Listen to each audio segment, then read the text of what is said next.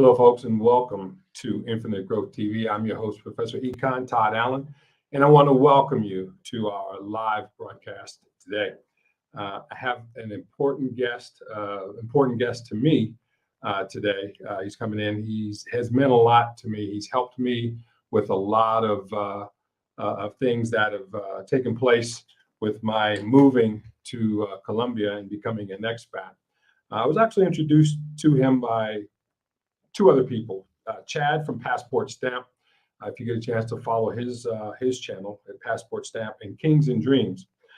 Those two gentlemen introduced me to the person that we'll be talking to today, Andre from Mostly Money TV. Now, Andre is an entrepreneur.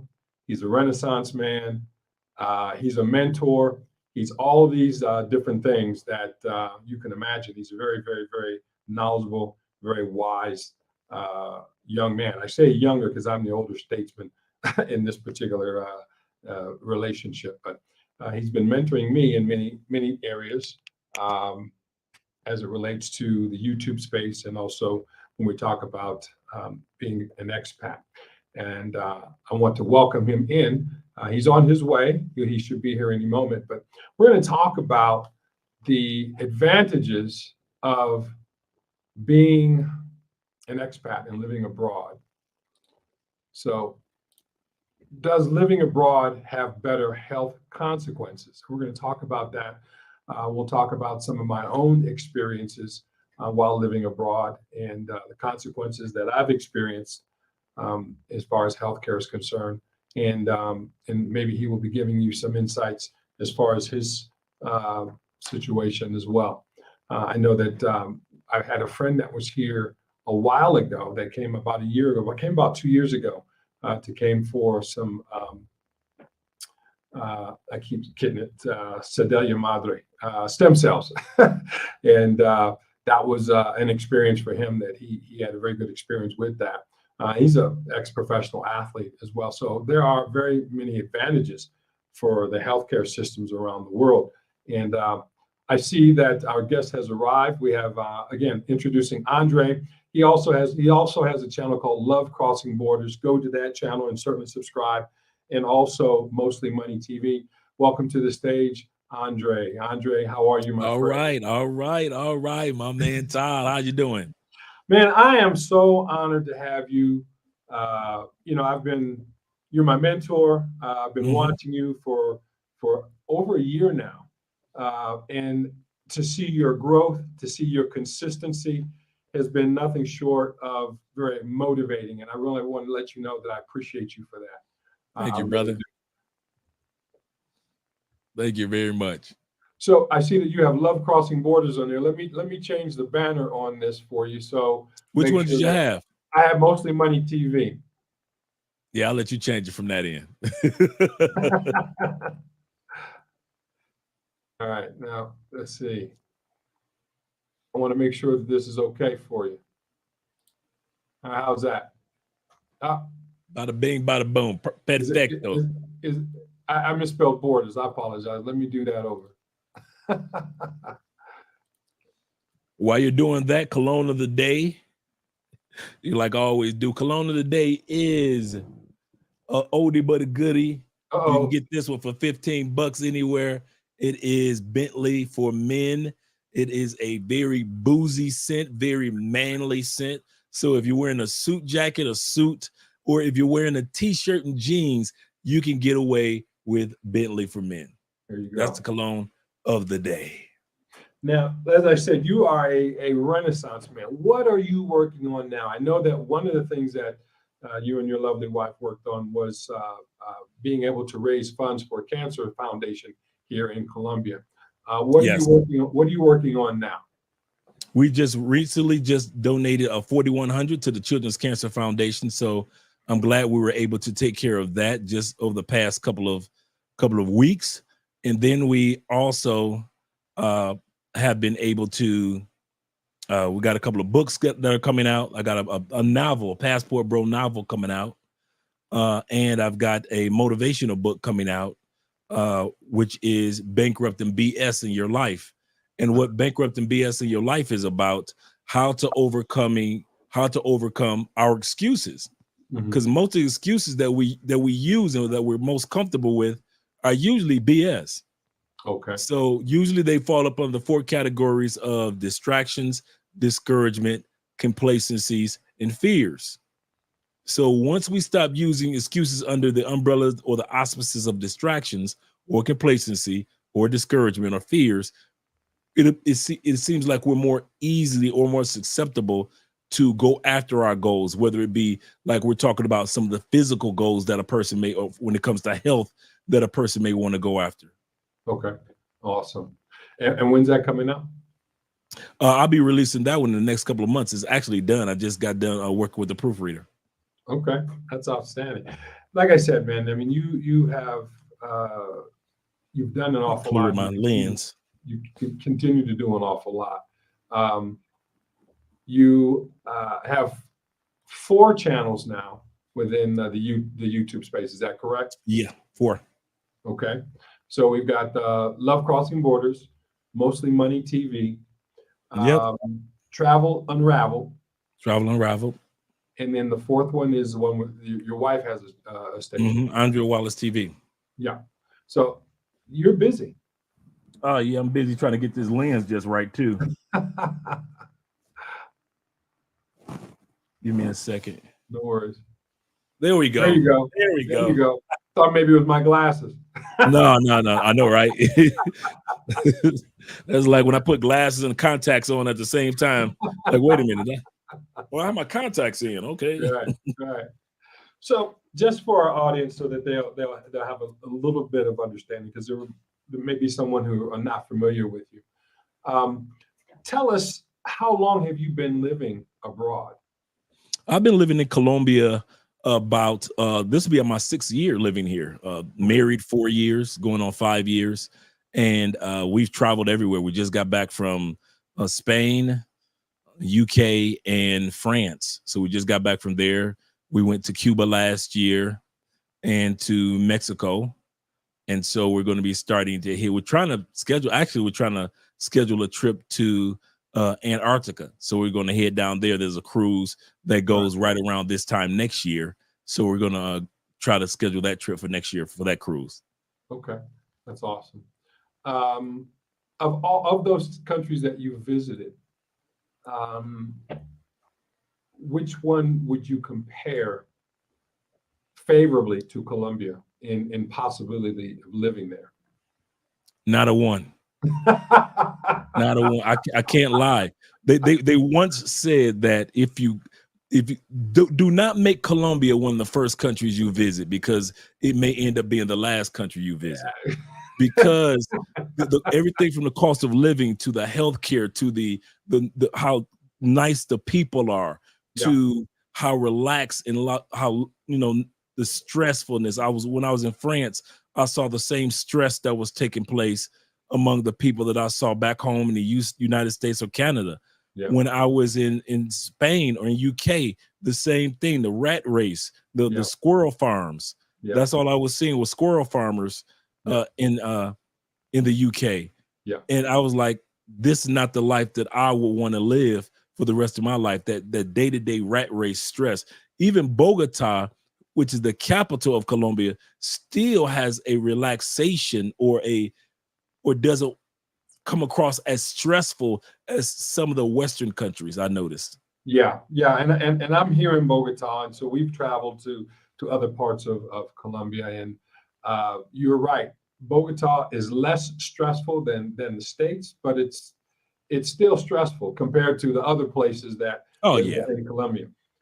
We just got back from Villa de Leyva, and we were there for 2 days, but it seemed like I was there a week, and I was not ready to come back.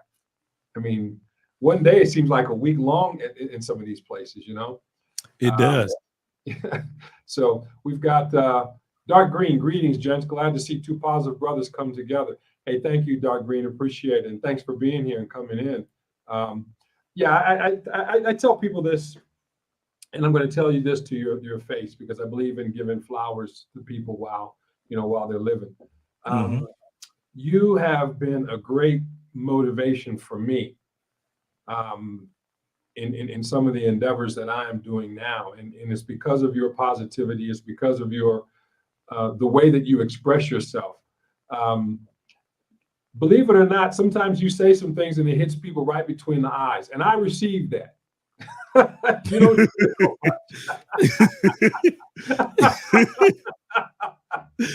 and I appreciate that. And so I just want to say thank you. You know, it's because of your mentorship. You know, my station, which my YouTube station, which I started September 20th of last year. I'm almost at 5,000 followers now, and it's because of the advice that you've given me. And I really, you know, Congratulations. Well, thank you, and you know, it's you know, you've shared some of the stories with me at some of the different levels that some of the things change, and I'm looking forward to experiencing those things. Yeah. Once you hit certain levels, certain doors begin to open up, certain notoriety, and even economically, you start to see certain things begin to shift, and you're like, okay, Yeah. I can see opportunity in this. Yes. Right now, you're just looking down a hall or down a tunnel, and you're seeing that there is a light. You just realize that you're nowhere near that light, but Yeah. at least you know that it exists. And it's not a train, right? Right. It's not a train. That's the first step that you get a chance to notice. Right. So we've got Antoine Kennedy. Do you gentlemen offer consultations?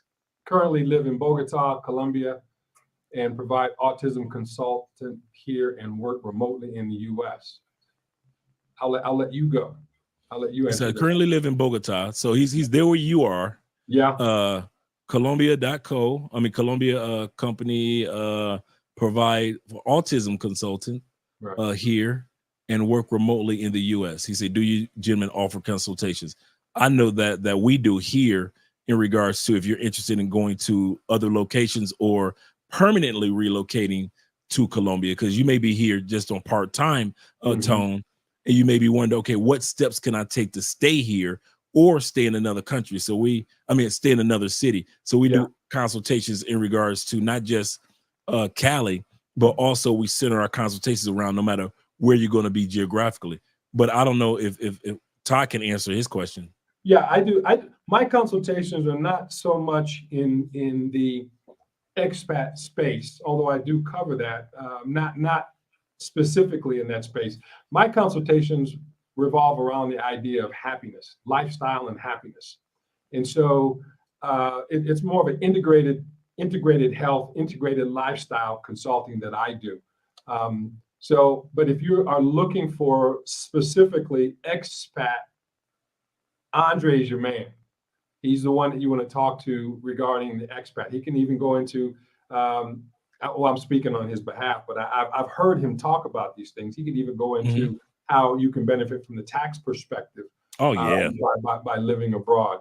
I don't go into those things. I go into more along the lines of positive psychology and happiness and lifestyle, and that's where my consultations come from. So, and yours is just as valuable, because I would easily say 30% of our consultations is preparing that person mentally for the shift. There's a lot of people don't realize when it comes to relocating to another country, there's a lot of psychological preparation that you have, especially if you're a person that's close to family back home, or you have close friends back home, and the newness of coming to another location, no matter where you're going in the world.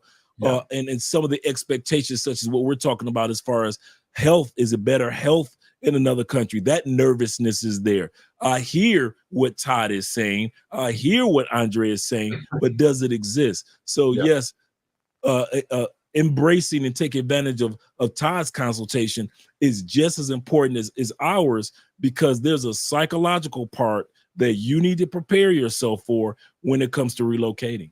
Absolutely. As a follow-up, thank you both. I currently reside here and looking to network with other Black men. Hey, hit us up, Antoine. Hit us up. We are always available to network with people. Network, make the dream work, right? Actually, it's part of an acronym that I have as far as money: maximizing your dreams, organizing your life to overcome obstacles, network to net worth, enjoy life, and yield value. That's what money is. What money is all about. It's not chasing these dead presidents or pieces of paper. It's actually chasing the living human being and having relationships with those like-minded people and developing and growing from there. Definitely. What I would like to do, I want to share my screen, Andre, and so we can go into what we're going to be talking about. And let me see if you can see this screen. Okay. So this is the rankings of the healthcare systems. Okay. Best healthcare in the world. How come I got the same ranking pulled up? I kid you not. I have the overall, actually I have the one that the international citizenship insurance. And yeah, and it has internationalinsurance.com. Yeah. Yeah. And I'm glad you mentioned that, because you and I both know that there are a lot of, air quotes, gurus out there that will say some things, but they never show you where they get that information. Right. And for me, Andre, that's a pet peeve that I have, because people just, they say things, out the side of their neck, so to speak, but you always have to have a witness. There always has to be two or more witnesses. You got to show me where this comes from. I'm not from Missouri, but I've been there, right? Right. And so here's, just in case those naysayers or people that don't believe the topic that we're going to talk about or discuss, we see that the United States is 69th on this list of 104. And where we are located currently, we're talking about South America, we see that Costa Rica is number 30. Mm-hmm. And Colombia is 36th. There you go. So for all those people that want to talk about how great the United States is, in the US and no other place in the world, you're coming from behind. Yeah, in the article that I'm looking at, it says overview of Colombian health system. The Colombian healthcare system is one of the world's best. The World Health Organization has ranked it as number 36 and efficient in the most efficient in the world, above Canada, United States, and Australia, and among the best in South America.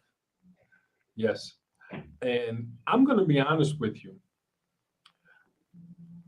Cleveland is, with the Cleveland Clinic and how popular the Cleveland Clinic is. I mean, that is world renowned. I mean, you have sheikhs from all over the world going there, especially when it comes to cardiac care. True.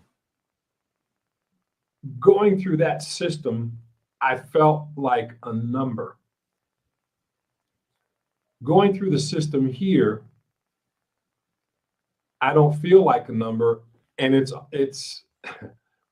aside from the language barrier that is slowly being overcome, I am very, very impressed with the healthcare system here and the ease in which one can get in and out. That is probably one of the things that people don't realize about the Colombian health system, that you come in, I think the longest, and I've been to several medical appointments because, it's so inexpensive. Andre keeps us up on checkups. Like my copay is 84 cents. And I was just reading an article. I'm sorry. You ran over that. You ran over that too fast. You said 84 cents. Yeah, my copay, we got the top level of SURA insurance. And as you well know, SURA, SURA, is the top medical insurance company here in Colombia. Right. And we have the best one that they offer. So our copay is 84 cents.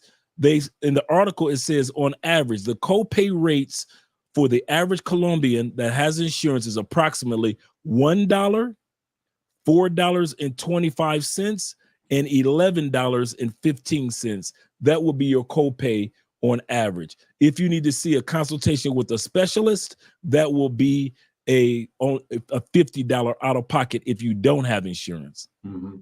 Yeah. And as we said, they have some of the best healthcare systems. And then also, if looking for various types of how can I put it? I'm not going to say various types of procedures. Those are readily available as well. As I was saying, that a friend of mine had stem cell, and again, he's a professional athlete. He had stem cell surgery. Actually, it is a surgery that with the stem cell, and I think he paid in US dollars for the procedure $5,000 US. And I know in other parts of the world, you might as well quadruple that. I met a guy here at the coffee shop about 3 years ago, Middle Eastern guy. We were chopping it up, talking, and I said, "What brings you down here from the States?" He said, "I had to have cancer surgery." I was like, "Oh wow, I'm glad that you're doing great." I say, "Why you didn't get it done in the States?" He said, "Because the copay for my particular surgery would have been $12,000 out the gate, not including the days that I would have had to stay in the hospital, not including any medical meds that I would have had to take. Just right out the gate, copay $12,000." He said, "I came down here to Colombia with better quality and a more rapid service in regards to I didn't have to stay in the hospital as long."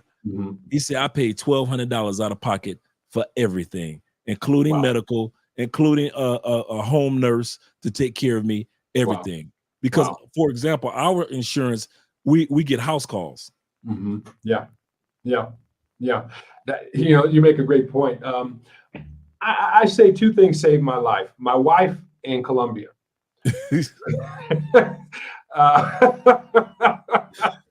Yeah, because I'm gonna show you a before picture. I'm not gonna show it here on the show because it's embarrassing. But I was 40 pounds overweight when I first got here to Colombia. I got here in October of 2020. I was 40 pounds overweight. I'm still a little bit overweight according to my BMI, and we all know how that goes, right? But I lost 20 kilos, right? I've lost about 22 pounds in a short period of time, and primarily because the climate, lack of stress, improved sleep quality, improved exercising, improved food. Because my wife, and I'm gonna say this to all those brothers who don't believe in getting a passport, my wife makes sure that she cooks every single day. I have to persuade her at times, "Honey, you don't have to cook. Let's go out. Let's go to a restaurant." She makes sure we have breakfast and lunch. And lunch is so big that you eat it for dinner too. You don't need a dinner. Don't need it. And so with the quality of food and the amount of food that is eaten, I don't overeat like I used to.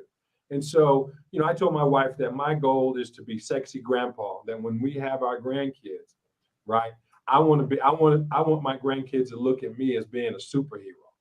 There you go.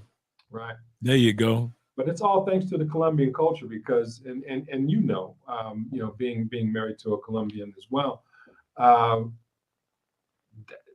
they don't play when it comes to taking care of the husbands. That's true. That's true, especially that title, husbands.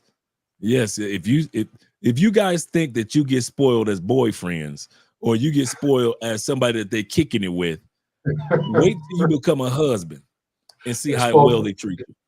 Exactly.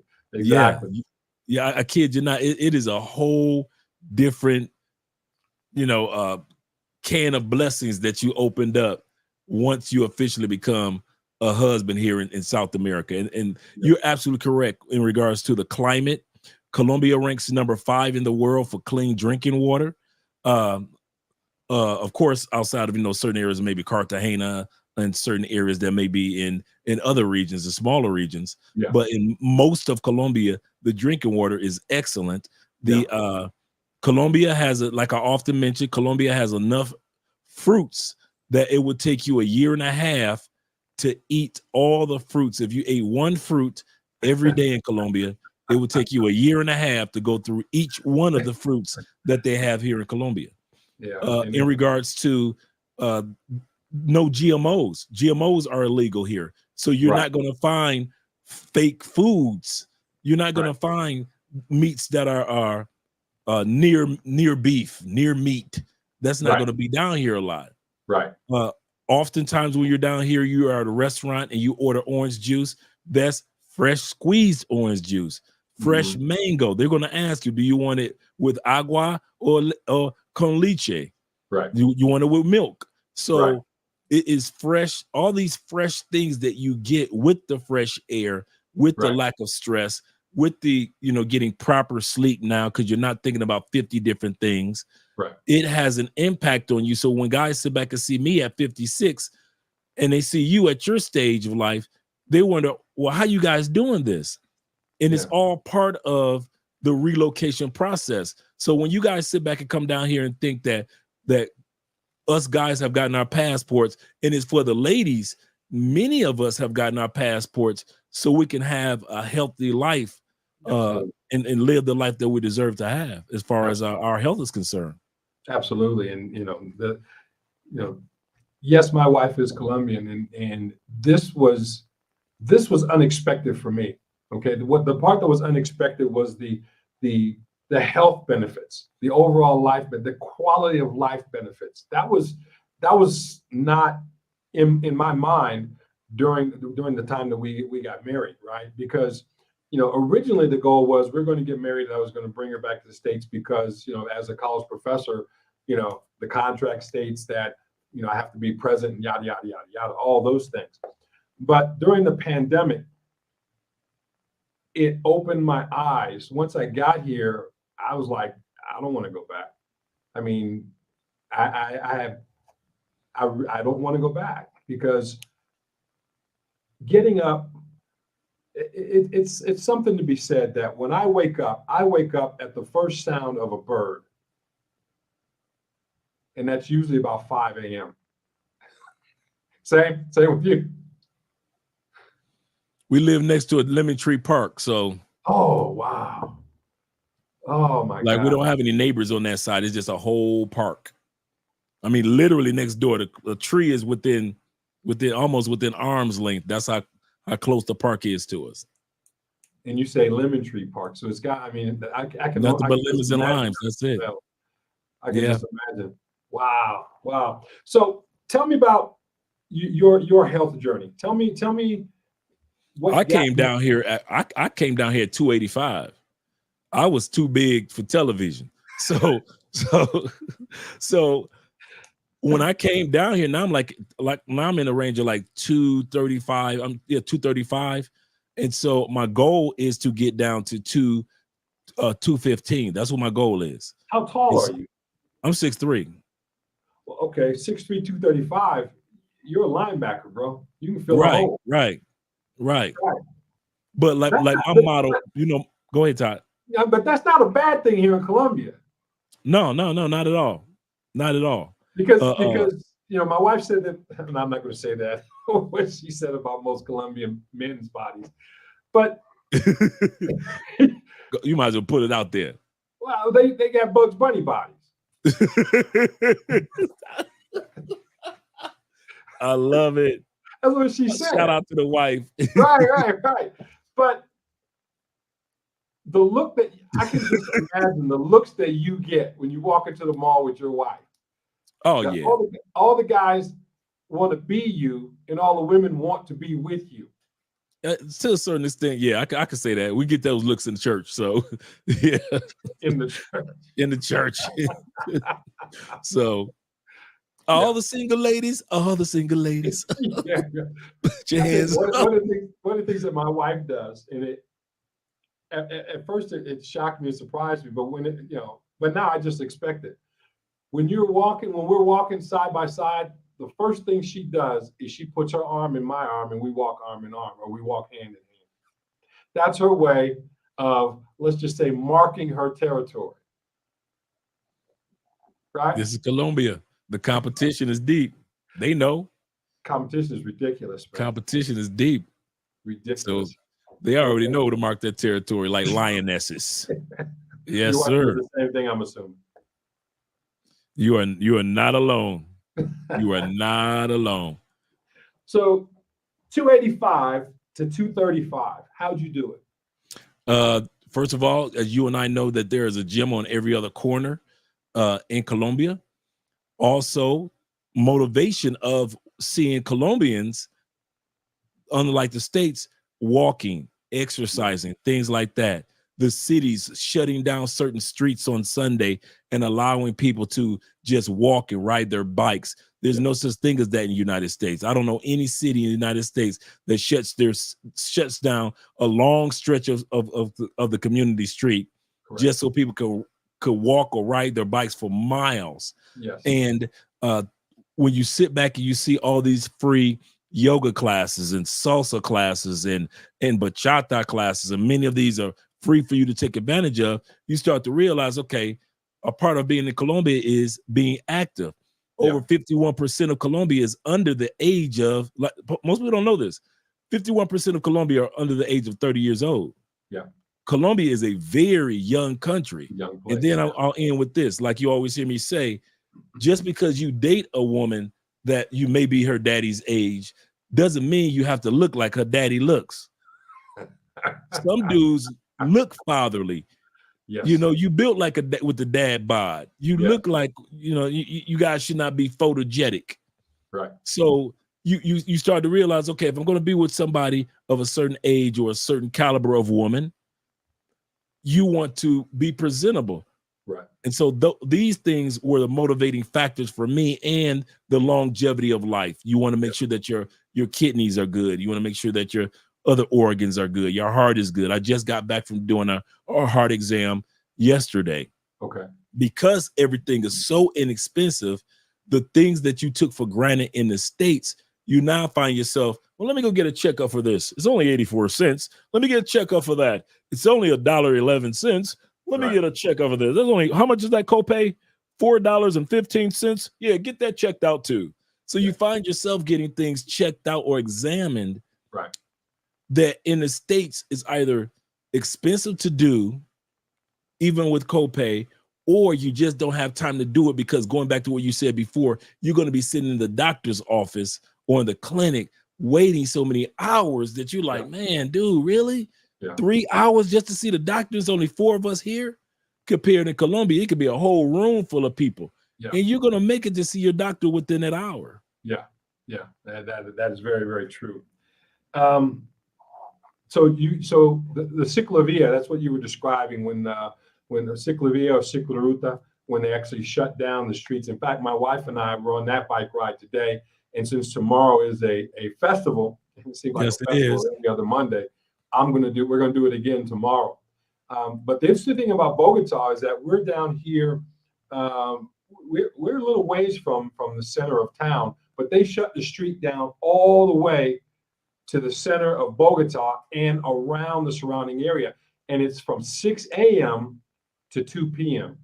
Yep. And I tell you what, man, there was an old grandmother on that route today, and she was hitting it. I mean, running. And I don't see too many men doing that though. Older men, I see more older women here in Colombia doing that than I see older men. What has been your experience? You're right. You're absolutely correct. I see, it's kind of funny. I see a lot of couples doing exercise and jogging or running or any exercise in any capacity. I see younger people. I see older women. Yeah. But I don't see as many. I'm sitting back, now that you've said it, I don't see as many older men in the gym. Yeah. I really don't. I don't see older men walking or exercising as much. If they got a spot, I don't know about it. But you know this also, Todd. Colombian men have their own version of orneriness. You know, every era, every country you go to, men have a form of orneriness about us. Correct. And Colombian men have their own version of honest. I don't need to do that. And that's why they end up being built like Bugs Bunny, because they have, oh, I'm gonna ride that one now, thanks to your wife. You're gonna hear that one from now on. So she should have patented that one because they are built like Bugs Bunny, really skinny, but then they got these guts. Right? Skinny arms, skinny legs, but then they got these guts and a big head. So she's right. Yeah. And so when you sit back, you take all that in consideration, you start to realize that, okay, now I see why there are so many women that are still attractive in their 50s, and some even to their 60s are very attractive women. Yeah. To whereas the men, these Colombian men are umbrella men. Yes. They're umbrella men. When they're young, they're slim and slender. As they get older, woof. Yes. Yes. They're umbrella men. Yeah. And what's interesting is that they, no matter how old they are, they all think that they can still play soccer. Yeah. Yeah. We had and I'm talking about this because we're talking about activity. True. As you know, I have a youth soccer club here, and at the end of the year, we the trainers, we played against the parents. And I'm 61. I just turned 61.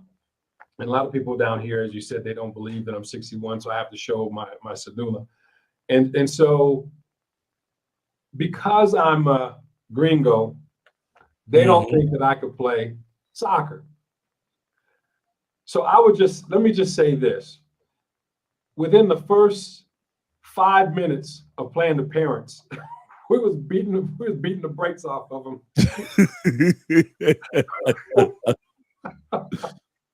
We was beating the snot out this guys, man. And I know my limitations, right? I mean, I'm 61 years old. I'm not going to run like a deer. Right.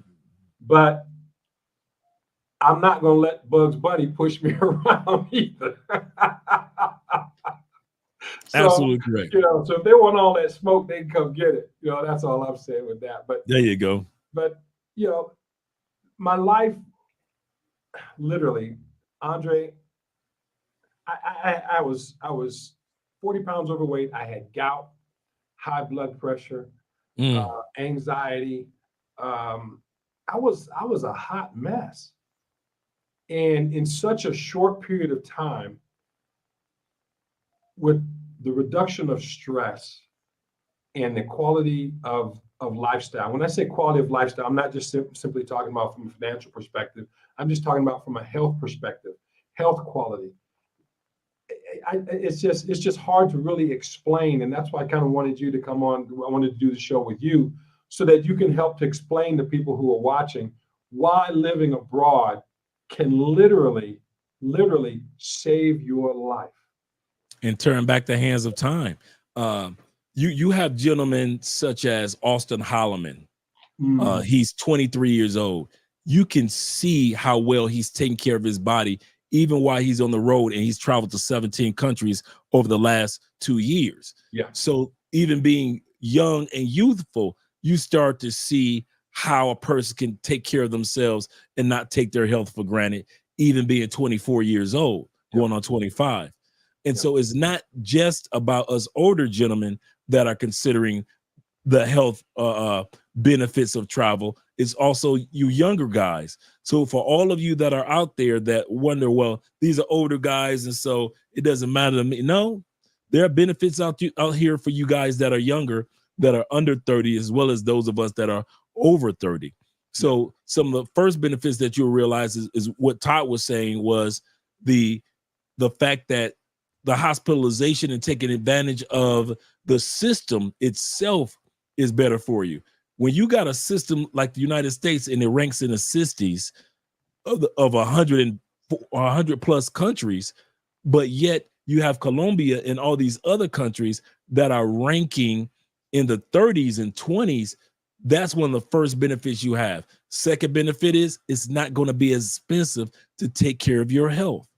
So you don't have to worry about, it may be a better system, but it's just as expensive as the States or Canada. It isn't. So you don't have to worry about that. Thirdly, the stress factor. when you find yourself traveling and enjoying other countries, you'll find that you don't have to live up under the stress that oftentimes we create.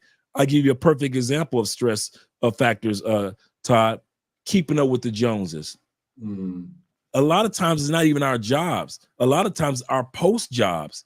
We'll see the Joneses get a new truck. Now we got to get a new truck. That's stressful to pay for that new truck. We see the Joneses get a landscape artist. So now we got to get a landscape artist to do our yard. Our yard was perfect. Wasn't nothing wrong with our yard. Now we're adding more money, more stress to make sure that this landscape artist comes out once or twice a month to keep up the image of keeping up with the Joneses. Correct. The new shoes, the new outfits. I ask guys all the time, since you moved to another country, outside of being in the Middle East, I mean, outside of being in Southeast Asia, where you can get good deals on certain tennis shoes, how many of you guys have purchased a pair of Jordans or purchased a pair of LeBron James since you've left the United States? No. And none of these guys have all these things that they pressure you to purchase in the States, keeping up with the Joneses. Right. That stress is not there anymore. So it's the little stressors that you don't realize that you lean on the United States because it's part of the my country 'tis of thee marketing that you don't have to worry about when you are living outside the United States. You can be just like most men, t-shirt, polo shirt, and 1 or 2 button downs, and you're good. Right. But don't wear socks and sandals. No socks or sandals. Please, guys, no. All you Southern boys, keep your socks and sandals at home. That is tacky in most countries. American. Yeah. They say about us in Europe that they told us don't wear jerseys or baseball caps that represent sports teams because that stands out to pickpockets and to scammers. Because you look American, because we're so used to representing our sports teams of all the sports that we have that we think that that's how it is around the world. But it's not like that around the world. So it's those little things that you may want to change that alleviate certain stresses in your life. Yeah, it's interesting that you said that because I refuse to wear a sports team paraphernalia. I refuse. I don't even like having the advertising on the bottle of water that I drink. I mean, if it ain't my name, if it's not my name, I don't want it on there. So, also want to talk about dental, because this is something that a lot of people in the States, it's a big business. It's a huge business in the States. It's a huge business here. Well, yeah, it is. It's a huge business, but I want to talk about how the procedures are bar none. So I actually had my teeth cleaned, and they actually did it with a laser. So I had the laser technology teeth cleaning, and it almost looked like I had veneers. I was just amazed. But even that procedure with veneers or dental implants, the procedure and the technical know-how of doing that is nothing short of amazing. Is nothing short of amazing. I know that Chad from Passport Stamp talked about this on his channel at one time, and I also saw that you actually had some videos of you going through a procedure. Yeah, I got my veneers, and I was the one that took Chad to get his. I've taken several guys to get their teeth done, okay. And so hey, one of the things that I tell guys about when it comes to South American women, they are very into your smile. They're very much into what your smile looks like. To where in the United States, you can mean mug all day long. It doesn't matter. But here, your smile is important. And so our procedure was, our first time getting veneers was, because since I've been here, I've gotten crown, root canal. So I've had some things that would have been expensive in the States that were maybe $100 for a crown, maybe $50 for to $75 for the root canal. And then for our first set of veneers was $500. And in the States, it would have cost us $12,000 at that time period for the veneers that we got. Now the veneers that we have are these veneers because we were sponsors for our dentist, and so she gave us these veneers for free. But these were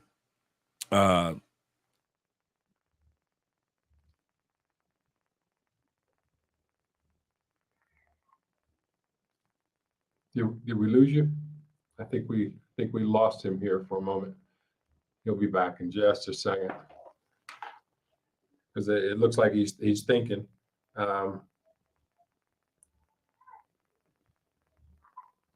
One moment, and let him know that he froze.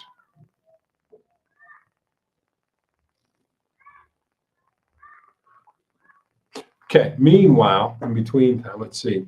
Going to have him go ahead and have him report back in just a moment. But again, we're talking about living abroad have better health consequences, and we see that we do have better health consequences because of the affordability of healthcare, the availability of healthcare, and also the technical know-how of the healthcare. Okay, we've got you back. So you were thinking about the veneers. You were talking about the veneers. And it was about back in the States. It would have been about good 30 to 35,000 for the veneers that I have right now, and so it's just a poor. And then the deals that they give you, you can't walk away from sometimes because they like, well, the payments on them will only be blah blah blah blah blah, and then they have several types of veneers. See, in the States, they only push porcelain veneers. But you also have ceramic veneers. You also have veneers, which are ceramic resonant veneers. You have resonant veneers.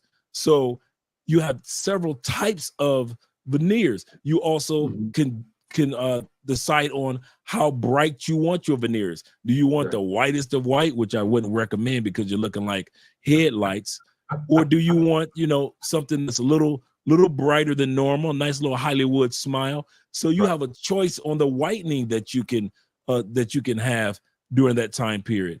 And such yourself, you just got a cleaning. I got a cleaning coming up in a couple of weeks, and I love it. And I kid you not, I've gotten more compliments on YouTube because of my smile, and people know me because of the smile. How I met my first Colombian friend was because of her smile. In Tampa, she was sitting at her desk at the, I was a college recruiter, academic college recruiter, and she was sitting at her desk at one of the campuses, and she was conversing. I'm looking at these teeth just shining, and she smiled, and dude, the smile was just amazing. And I walked over to her, and I was like, "You have the most beautiful smile I've ever seen." And it wasn't one of those, "Yeah, baby, what's your name?" I was straight serious. And we started talking, and she was just telling me, us Colombians, we're serious about our smiles. And next thing you know, she introduced me to more Colombians who had great smiles. And they were telling me, "Andre, you've been to many countries. You need to go to our country." And so she told me, she said, "Yes, because you're going to go to Colombia. You're going to fall in love with a professional, educated woman, and you're going to thank me." And at that time period, I'm like, this is not going to happen, but I'll go to Colombia anyway. I'm already hanging with you guys anyway. And so what ended up happening was exactly what she said. So now she's got bragging rights for life. Yeah, there you go. It's interesting you say that, talk about smiles. You will find many Colombian, especially Colombian women, some men, but mostly Colombian women, in their late 40s, early 50s with braces. That is nothing short of amazing to me. That even at 50 some odd years old, they're so concerned that they have braces, right? Usually in the States, you're thinking the person would have braces and they're done with their braces at 20, 22, 23 at most.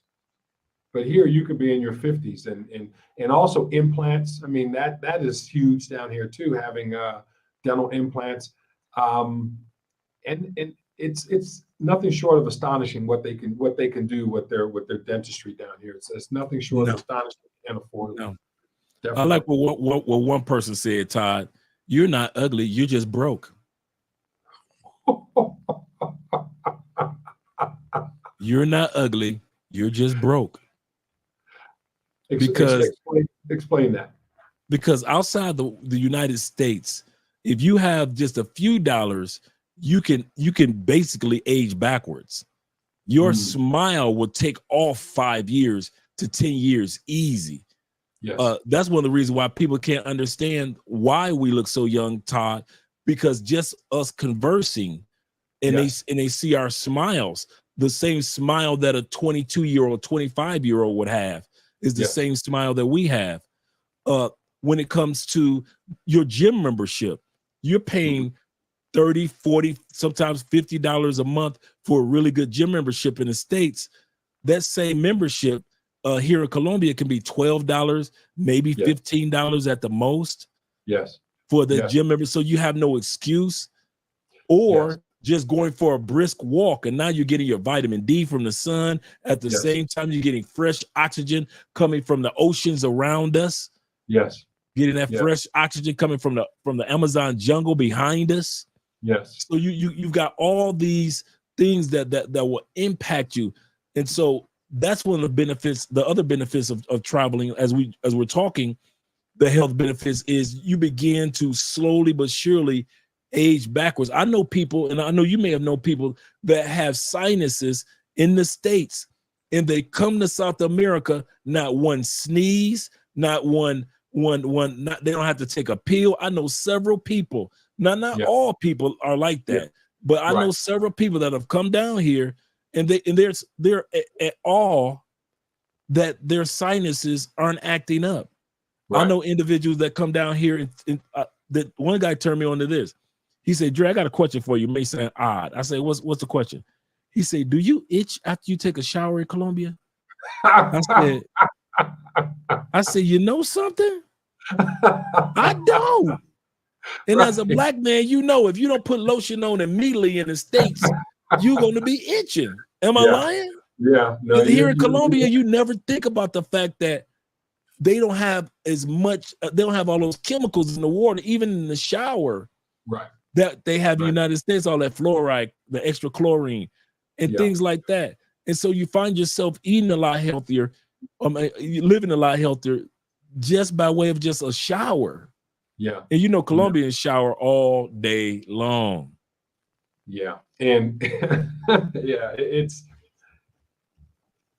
interesting story. This is, don't laugh at me too hard. You can laugh at me, but don't laugh at me too hard. I'll laugh with you.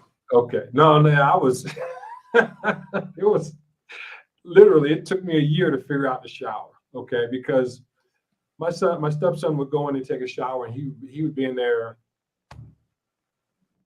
an inordinate amount of time. Right. And I would go in and I couldn't figure out how to turn the hot water on because they have the electric shower head. Yeah. You only turn it a certain amount and then the hot water comes out. Andre, it took me a year to figure that out because I had to ask my wife. I just broke down and asked her. It was after a year. I'm like, how do you get the hot water on? Because it was freezing cold. And taking cold showers is not a bad thing. But when you live in Bogota. You're right. But I was like, he's in here half an hour singing. I don't know if he's dancing or whatever he's doing. And I at tops, I'm like 5 minutes because the water's freezing. So she said, well, yeah, it's the electric. You just turn it on just a little bit and you hear the electric motor and now you got hot water. Took me a year to figure that out, man. A year. Yep. So and there's a box that we have outside our apartment that regulates the coolness of each one of the showers. We got two bathrooms, 2 showers that regulates each one of the showers. Right. Okay. Yeah, we were. And that's what she's talking about, that click that you can hear take place. Yeah. And then we were in Villa Leyva, and I actually saw this for the first time. NASA Colombia, that they actually have NASA's actually in Colombia as well, and they actually had the tank up above the apartment where we were, above the room where we were staying, and it's all heated by solar panels. And I was like, You don't see that much in the States. I mean, they're big on solar. It's Colombia is just so biodiverse, and they're so Yes. geared towards conservation and biodiversity and healthy environment. You can't do anything but benefit from living like this, man. I mean, it's just absolutely incredible. You talked about the fruits. You said that, if you ate a fruit a day, it'd take you a year to eat all of the different fruits here in Colombia. What's your favorite fruit? Man, papaya is one of them. Of course, the Colombian pineapples. The Now yeah, no, let me pause right there when you said Colombian pineapple. Why do you make the distinction Colombian pineapple?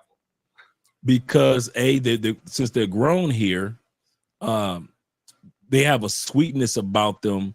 Colombia is one thing that I noticed about Colombia as a country itself. It is very self-sufficient. If they just shut the system down around the world, Colombians still growing their own fruits and vegetables. That ain't gonna slow Colombians down. United States might be in a panic zone, but here in Colombia, they got too much that they're growing and throughout these regions that they'll be all right as a country themselves. And so one of the reasons why I say the Colombian pineapple is because it doesn't have, you can tell that it doesn't have the chemicals or the pesticides in it that you can taste the sweetness. You can taste everything is like ultra compared to, and I used to eat pineapples and fruit salads all the time in the United States. So I could tell you that United States pineapple comes with a little bit more bitterness compared to the sweetness of Colombia.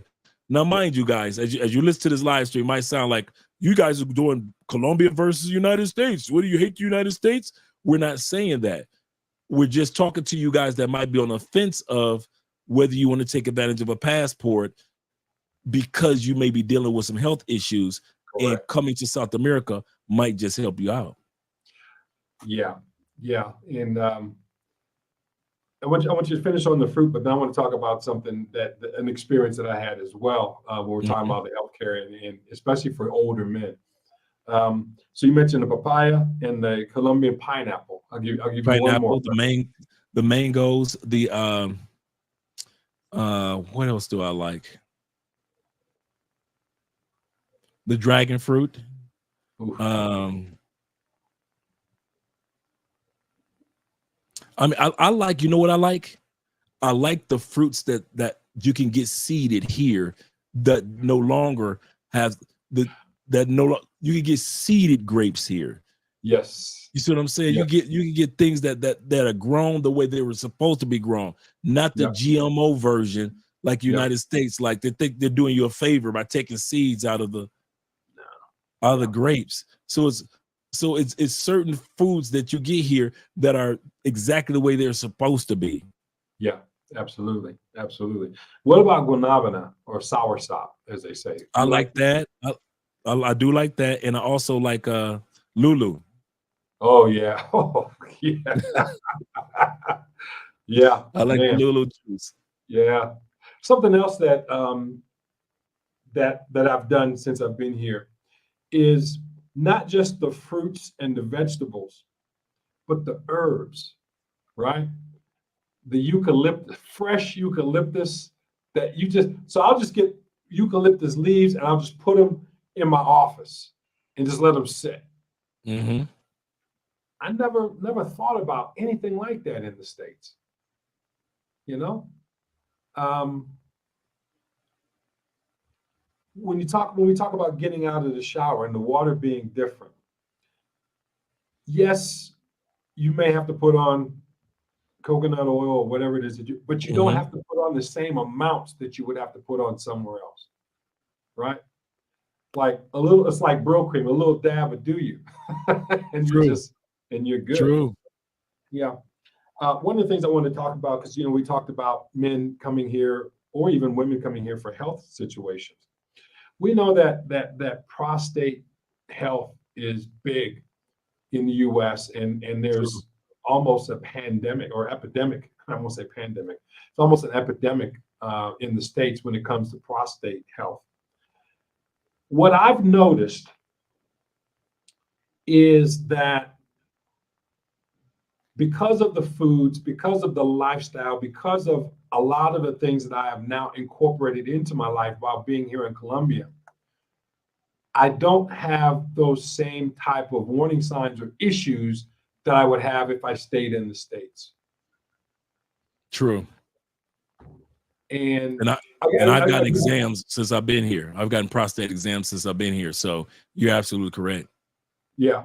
Yeah. And it's almost as though that if when I go back to the States, if I eat and the food is totally different.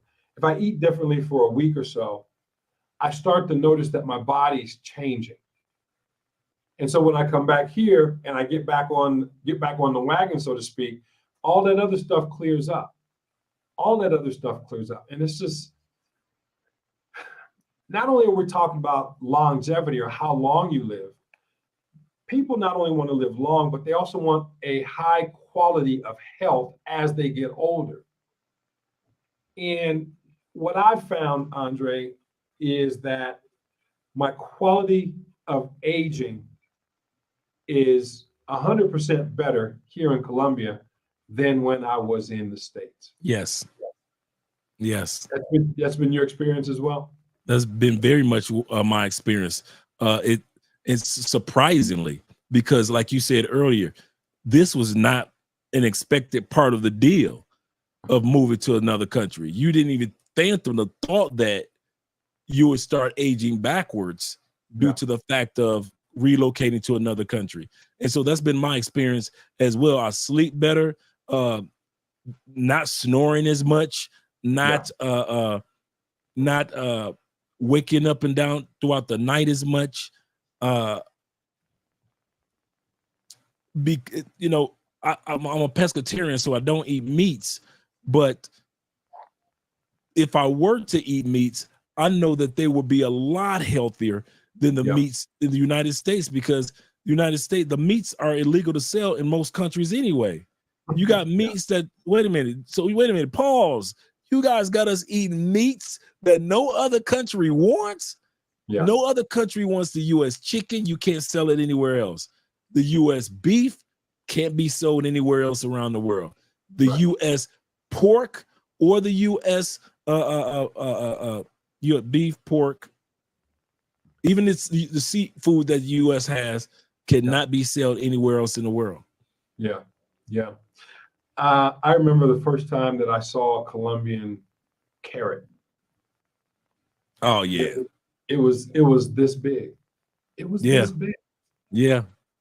Yeah, the carrots look like, man, Bugs Bunny lose his mind down here with the carrots that they have in Colombia. The carrots in the United States, I'm so used to these little thin carrots, little slim carrots. Yeah. No, I mean they're dinosaurs. In our refrigerator right now, yeah, they look like dinosaur carrots. They do. You're like, what in the world type of carrot is this? Yeah, I kid you. That's a good point, Todd. Now you got me doing a flashback. Like, I haven't had a skinny carrot since I've been here.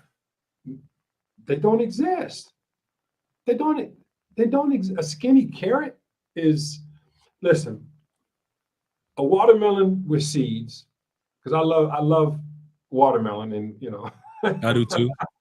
Right? Let's keep the stereotype alive. Yeah, keep the stereotype alive. Cantaloupe is just otherworldly. Guanabana, what is the mangosteen? Is another fruit. The dragon fruit, both the red and the yellow. The yellow ones are a little bit smaller and unbelievable. I used to get headaches a lot.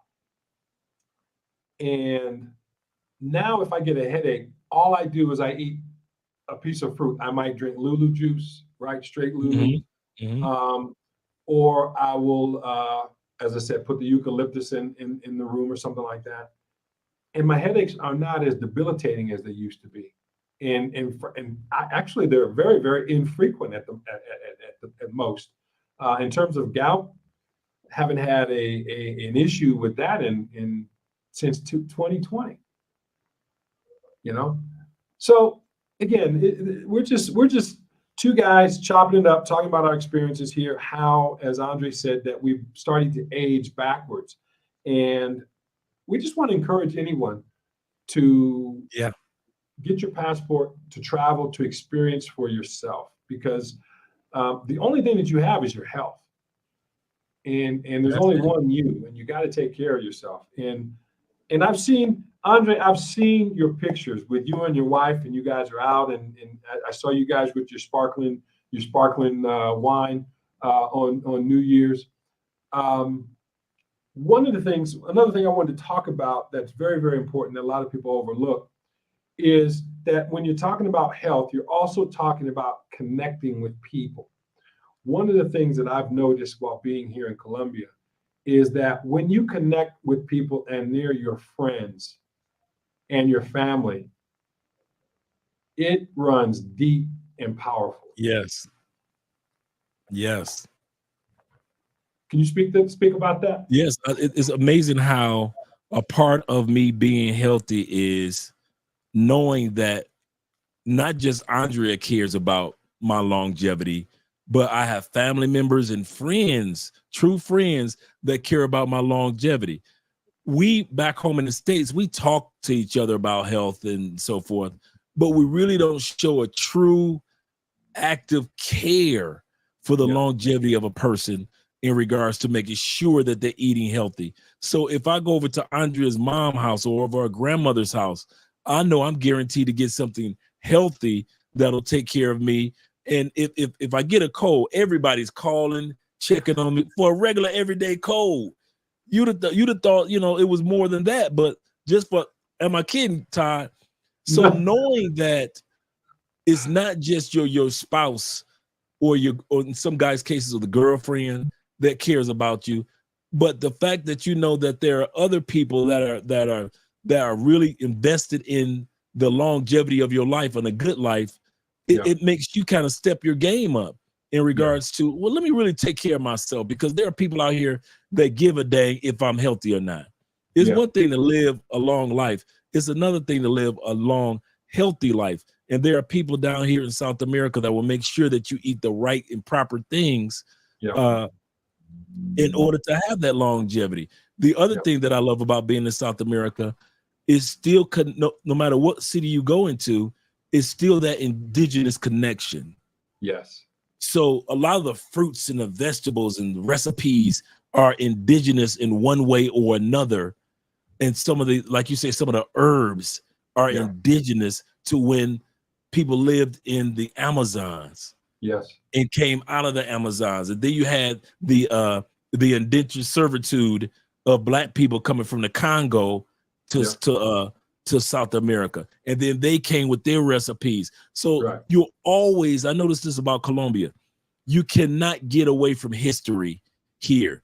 In the United States, we only go back as far as the Revolutionary War and George Washington, but we never go all the way back to the Native Americans and what they were doing. But here in Colombia, is the past and the present when it comes to health are all one. Are all one. Some of the things, some of the recipes, some of the drinks are older than the country itself. Before it was founded. And now to sit back and still see indigenous people on the side of the road still selling some of the recipes or seeing some of the businesses, the restaurants that you go to have made these into entrees, some of the things that were originally just for the indigenous people. And I love that. I love the fact that they have, you could go to the store and just get you a big old leaf of aloe vera. And create aloe vera cream or whatever. You see what I'm saying? You don't think about that in the United States, to where you're like, let me get 2 of those aloe vera stalks, and you can go and create a whole jar full of your favorite to take care of your face and take care of your skin, and you're looking and feeling good. And in some cases, You can make an aloe vera juice and things like that. It's these little things that were around eons before Colombia became Colombia, and people are still using these today. Yeah, and so affordable, as you were saying, so affordable. Two questions, because we were about an hour in. I want to two questions, and I want you to talk about your business, and we'll let you go. I know that do you have a show tonight? Yep. All right, 7:30, right? 8:30. 8:30. You want to talk about the topic? What's the topic for tonight? The topic tonight is 10 false expectations of foreign men. Wow. No matter where we go, foreign men seem to have at least 10 false expectations. Okay. And we're going to talk about those 10 false expectations and put it out there so guys realize that those expectations are there, but they're false. Yeah, I'm gonna be sure to tune into that one. Soups. I've eaten soups. We've all eaten soups, but when you have a Colombian soup, that in and of itself could be an entire meal. You're laughing. So when I first had the fish head soup. Okay. You haven't had the fish? Please do not tell me you haven't had. I haven't had the fish head soup. I haven't had it. Is that the bagra or the mahara? I forget what fish it is. It is a recipe from the Pacific coast. And you know, Cali is right here on the coast. Yeah. And I haven't been that way yet. They actually cook the fish like they would regularly cook the fish. They will make a brothy soup, like they'll make a brothy soup. Take the fish head after it's been cooked, like regular cook, and take the take the soup broth with all its seasonings and all of its vegetables in it, pour it into a blender, blend it, and cook it again as a stew. Brother, you couldn't have paid me $1 million years if I had known the title prior to. This is what type of soup? That's fish heads, bro. Easily, hands down, one of your favorite soups down here. You can get it in when it's a thin soup, kind of like a chicken noodle a thin chicken noodle type of soup ish, or they can make it a little thicker based on the type of vegetables that's used, and so it could be a little thicker, creamier, like a cream of mushroom type of.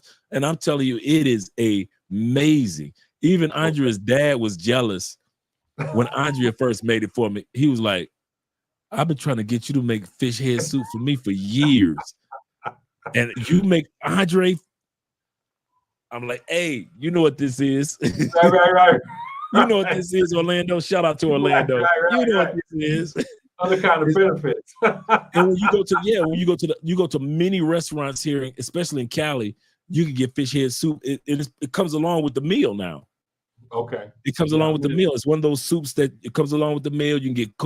Please tell me you had coconut lemonade. Yes. Oh.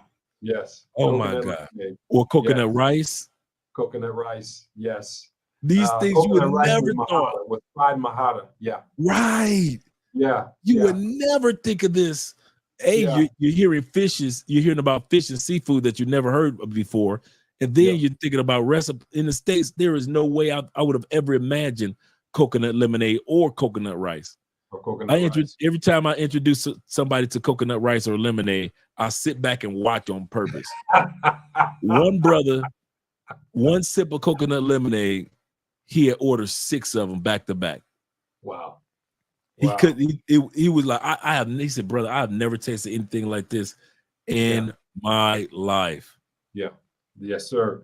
Ajiaco. I don't recognize that. Ajiaco is the soup. It's okay. Well, you're pescatarian, so you probably wouldn't have that with the chicken, but it's a soup, a creamy soup. It has chives in it, but then they also have a big old piece of corn in it. Now when I say corn on the cob here in Colombia, it's different than the corn on the cob that you get in the States. True. Because the size of I don't know what the granules of corn that you get are big as pennies. They're huge. And it is nothing short of amazing. And of course, you get the basic tomato soups, but when you get the tomato soups and they put in the fresh basil and the fresh other herbs, and it's just other level. So and that's another reason why I probably lost weight too, is I eat more soups than I did when I was in the States. And when I say eat the That's soup, true. it doesn't have all the salt and all the other stuff that you have in No. there either. I mean, you don't need it. Just get the natural flavors from the food. Because they replace salt with lime. Exactly. You get lime, and you get that same type of salt bitterness. Yep. And and it's healthier. It's those little things like that you and I are discussing tonight that you take for granted now. That you like, oh yeah, they'll have the salt shaker right there, but I can't remember the last time I touched a salt shaker. You know what? Facts. I haven't touched the salt shaker since 2020. If I've touched it, it was to put it back on the tray so they could take it away. And then here's another thing too. They call their limes lemons. Limon. They do call it lemons. That's true. And so they call lemons limes. I was like, limes lemons. I haven't seen last time I saw a yellow lemon was in the States, and it just didn't look right. That's true. You know what? That's true. I have not seen a yellow lemon. Yeah, for sure. Last topic. Pharmacies. Oh yeah. The pharmacies down here are next level. They're just next level. We have one here in the little neighborhood here. And you go in and you talk to the pharmacist, and they have what you might need to have as a prescription in the States. They're selling it over the counter. Over the counter. Everything from your testosterone pills to you can get penicillin shots, you can get B12. Man, yep. Without a prescription. Yeah. Now I was the first I've heard testosterone shots. You can actually get that in the I didn't even think to ask. Yeah, I was actually taking testosterone shots down here. Okay. The only reason I didn't go for it directly over the counter, which I could have done, was due to the fact that I wanted to make sure that my dosage was correct. But whenever I got my shots, it was at the pharmacy. Once my doctor gave the prescription, every 3 months it was at the pharmacy.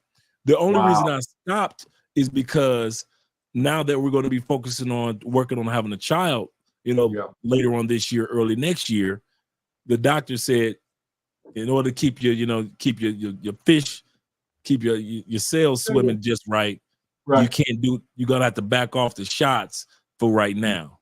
Right. And so I was like, okay, cool, no problem. Right.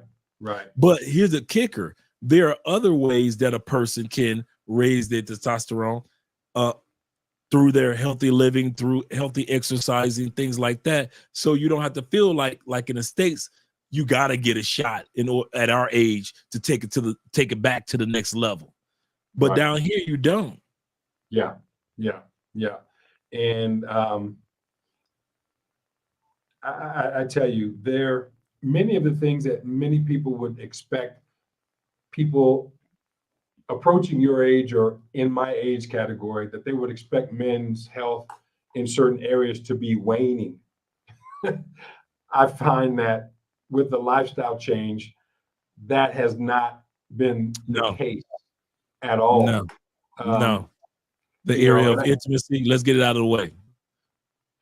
Yeah, I wouldn't say that I feel like an 18-year-old because I wasn't experienced. Right. So I'll just say that no, that's not an issue. But in the back, because Americans, we have this in the back of our mind, especially American men, we think that performance is something that you want to continue at a high level. And if you have changes in lifestyle and you're more concerned about your health. You talked about being a pescatarian. I'm mostly plant-based. Okay, well, occasionally I'll have chicken, or occasionally I'll have beef, but it's not very often. If you're talking Right. about 7 days a week, I might have chicken maybe 1 or 2 days out of the week, but mostly it's plant-based. Beans, lentils, cebolla, onions, fruit, vegetables. I just can't get enough of that stuff. So, No. but I want you to address, because I know that you talked about you and Andrea are going to be planning. And I would say this, that if you have a boy, Todd is a great name for a boy. So I'm just putting it out there. I think Andrea has a name already. I forget what the name that she has, but All she right, has well, a name already I'm just set. putting it out there, bro. I'm just putting it out there. Or, you know, I But would you know love to what? hear. Latin families have like 6 or 7 names for one person, so we might be able to slide Todd off in there. Well, hey, you know what? At least let me put a bid in to be a godfather. I want to be a big There we name go. on that. Okay, you know what? I have a discussion with the missus in regards to that. All That's right. a good idea. Yeah, I mean, if you need to have an interview, I'm open to it. You know what? You got a great resume with me, so there we I go. appreciate it. I appreciate that. So let's talk about that. Like you said, let's just get it out of the way. I'm not, without going into your history about, you know, the history of why you all are planning about it, yada yada yada yada. What has been your experience from that perspective in terms of men's health? How has it changed by being here in Colombia than when you were in the States? And this, you know what? For me, it has caused, and guys, just in case you guys wondering what we're talking about men's intimacy. So we're talking about, you know, has anything changed? Actually, for me, because I left before anything could occur, I've been like, I tell people that my body on the intimate side is like 25 years old. Right. I kid you not. On call. Right. No hesitancy. No, oh, I'm having one of those moments, baby. I'm sorry. None of that. In the States, a lot of it was due to, let's be honest, a lot of it was due to our bodies going through certain stressors. Yes. I remember, I'll never forget this. I was going through a stressful moment with the female I was dating, right? We dated for a minute. She was stressing me the heck out. And my body reacted to it. I don't want her no more. Right. And I was like, what do you mean you don't want her anymore? I don't want her anymore. I'm done with her. Right. But we go try to work this relationship out. You can work it out, but I'm done. And my body would not respond to this person. And I thought it was something that was wrong with me. Like, oh man, I'm at that stage of life. I was in my 30s at that time period. Right. And I called my mom. Rarely do I call mom, and rarely do we talk about this topic. She said, what are you stressing? That's what made me realize the stressors. She said, what are you stressing about? And so I tell her about the relationship. She said, your body is responding to the stresses that you're going through in that relationship. Right.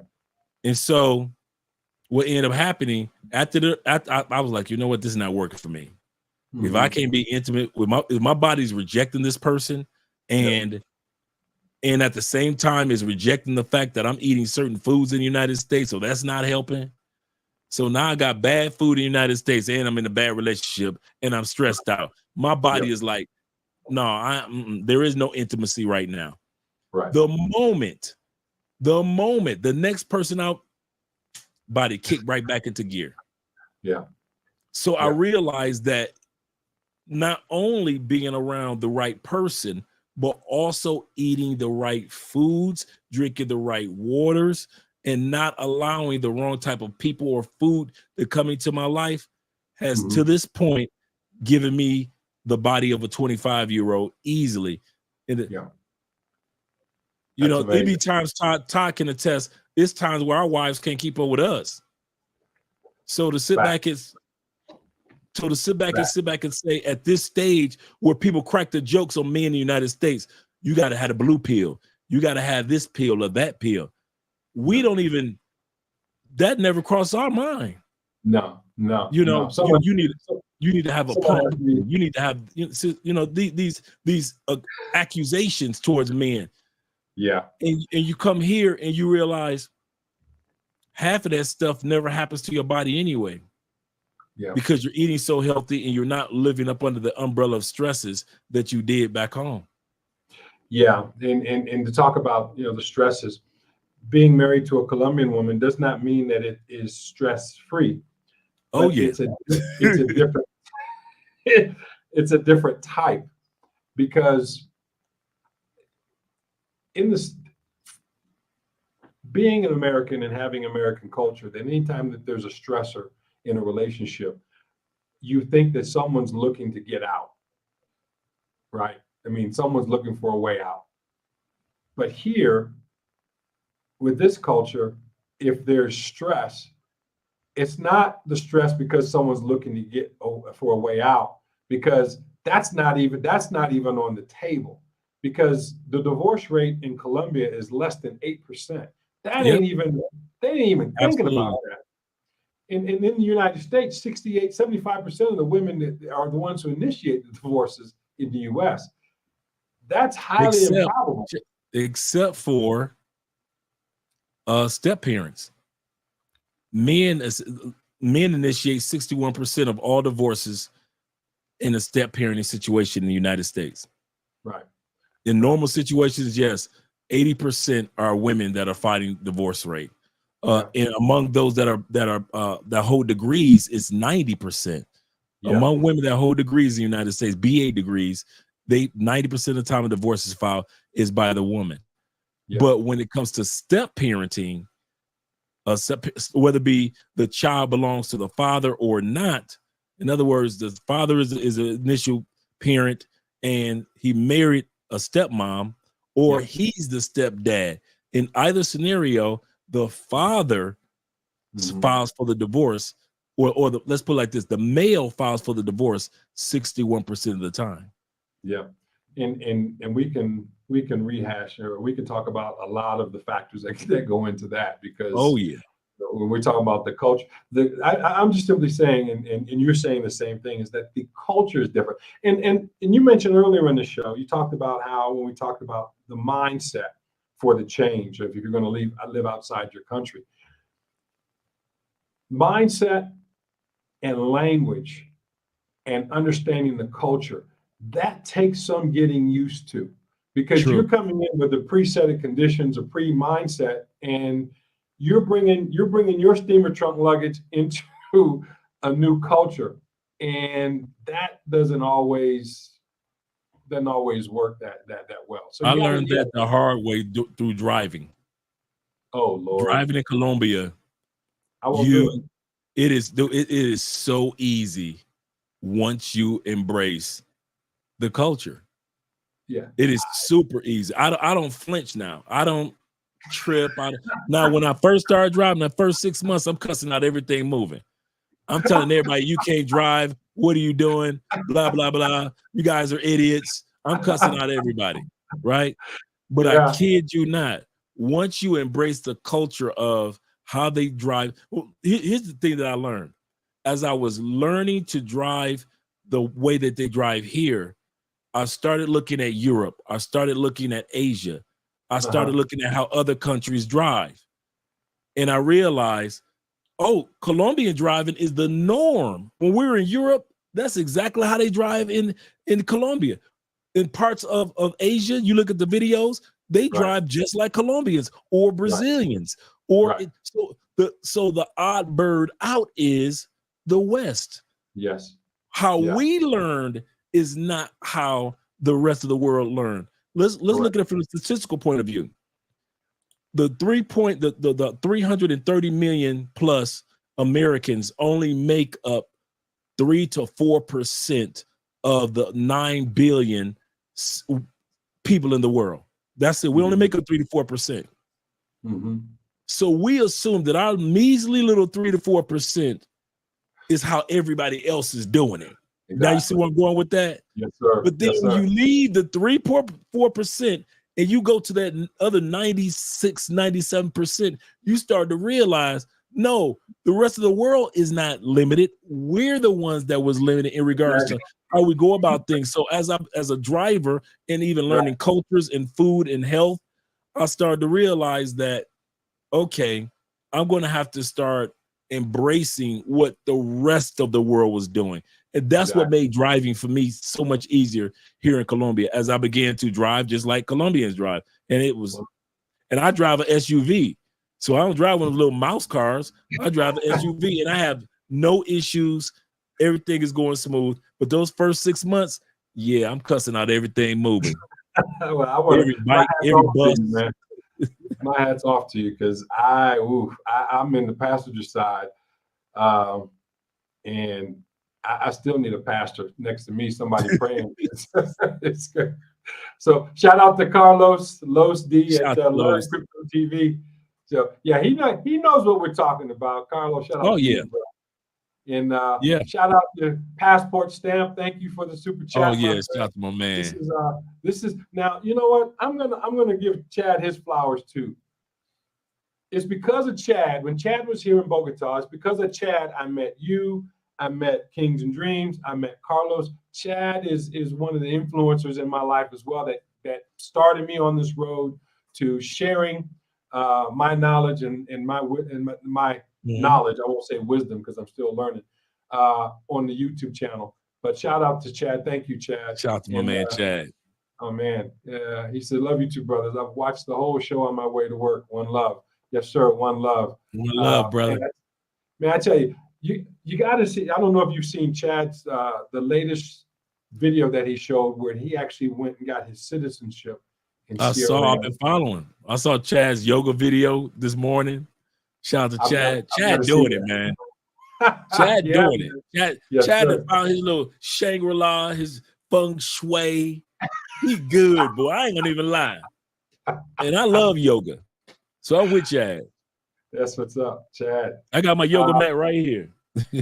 Okay. Well, I'm gonna just say this publicly too. I need to schedule a consult with you in 2 weeks. Okay. So, yeah. So, I mean, I know we've been on vacation, right? So, but I don't want you to think that I've abandoned that. That's got to be a monthly. You know, I'm not gonna let you off that easy, bro. I got you, brother. I gotta have that consult. So I'm in black. The Spanish is extremely difficult for me. LOL. How long did it take you brothers to learn Spanish? I'm still learning. I'm gonna let you talk. I'm gonna let you start with that one. Brother, I'm still learning. I recommend you do like a lot of us are doing. Get Pimsleur app. Once again, the Pimsleur app. Guys I kid you not, I'm seeing guys coming down here that I knew I saw 8 months ago coming down here speaking Spanish like it's nothing. And every single one of them swear by the Pimsleur app. And these guys will say, Dre, I'm only on level 2 of 5 of Pimsleur. Okay. Every single dude, my friend who passed on in Brazil, he passed on during the pandemic. And he was the one that's how he learned Portuguese. He said, listen, that Pimsleur helped me out. And then what helped him out the most, and I don't know if my man Amin is in this scenario, being in a Spanish speaking culture helps you out. So along with the Pimsleur and being in a culture to where you could just walk out the door and apply it with your neighbors, the grocery store, everywhere, it sticks in because I've got so many Spanish songs and words of songs in my mind. Just from being being in Cali is the salsa capital. So I'm surrounded by salsa, bachata, kumba music, merengue. So I'm constantly hearing, and then you being in Bogota, surrounded by so much music. Like they have the Colombian Jazz Fest in Bogota every year in the park.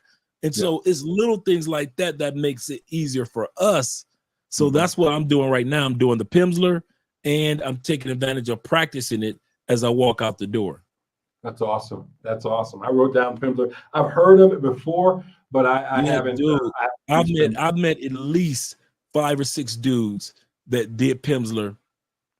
and I'm talking about their Spanish is, and I'm with them, and I'm watching them at restaurants. I'm watching them when it comes to negotiating with their Airbnbs. I'm watching them just and walking up to the ladies, conversing. I'm watching them in the gym, and these dudes were telling me, I'm just starting. I'm like, you just starting? You that good? And they're like, and you in the States, so you're not even getting a chance to use this every day. Yeah. I'm like, how much more could a person, pick it up rapidito if a person applied themselves here in South America? So I'm like, especially in Colombia. Colombia is voted by the Linguistic Organization Society as the most perfect Spanish that you could learn. Yeah. People come from all over the world to Colombia just to learn the correct way of pronouncing certain words. And so to be here and not be in DR learning Spanish, or Puerto Rico learning Spanish. Yeah, it's a difference. Or in Cuba learning Spanish. You're like, Yeah. Don't even talk about Chile. Don't even. That's another world too. So wow. Yeah, what helped me is that my wife doesn't speak English, and so every minute of every day, I have to speak Spanish. Mm-hmm. And everyone in my neighborhood speaks Spanish. No one speaks English. My niece speaks English because she lived in the States for 5 years, but she's the only family member that speaks English. And even when I speak with her, it's in Spanish. The first 4 or 5 months I was down here, it was the Titanic. It was a disaster. I would say something to someone on the street, and all they would say is "¿Qué?" What? Hey, come on. Yeah, exactly. And it was rough. It was rough. It was rough. So it was every single day was frustrating. I mean, the level of frustration, and that's where my stress was coming from, Andre, when I first got here, was just not being able to communicate, because we're communicators. We're very expressive. And so if we can't get our message across to where someone understands, it can be very frustrating, and we internalize that and we say there's something wrong with us, as opposed to, well, that's just the way it is. How can I improve? But I got over that. If I make a mistake, muck it. I made a mistake, right? That's it. And it's not the end of the world. No, no small animals were killed during the making of that mistake. But it was my mother-in-law who taught me all the curse words. It was my mother-in-law, because I kept hearing a term in the street. I was like, what is this? What is this term? Yeah, that's what I do. Yeah. That's what I do. Yeah.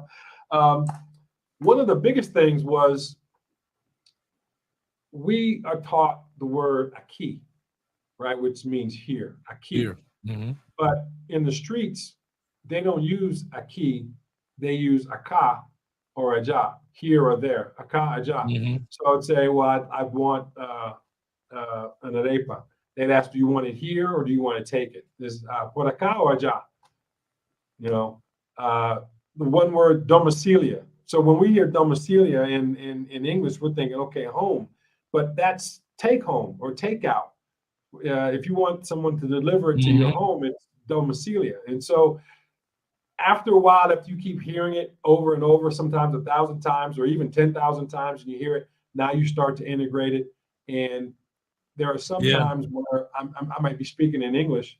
For example, I might be with a client or teaching a course, and all of a sudden I'll stop because my brain is just caught in between Spanish and English, and I'm like, I don't know what to say. So they do the same thing here in Cali. Instead of saying otra vez, meaning again, or over, they'll just say otra. They say what? Otra, like do it again. Okay. Otra. Yeah. Otra. Instead of saying otra vez, they'll just, which means do it over or bring it again, or like when like you're taking the pictures with the ladies. You take a picture and the ladies will just start screaming out otra. Instead of otra vez, they'll just say otra. And so down here, you just automatically, or instead of saying buenas tardes or buenas noches or buenos dias, down here in Cali, you walk past somebody just buenas. Exactly. And it just represents just it. Right. You know, every blue moon you hear somebody say hola. Every blue moon you hear somebody down here say hola. But in Mexico, I heard hola, hola. In DR, I heard hola. Cuba, I heard people say hola, but not that much here. No. People don't just say hello in the grand scheme of things. They say good morning or good afternoon or good evening. You know what? You're right.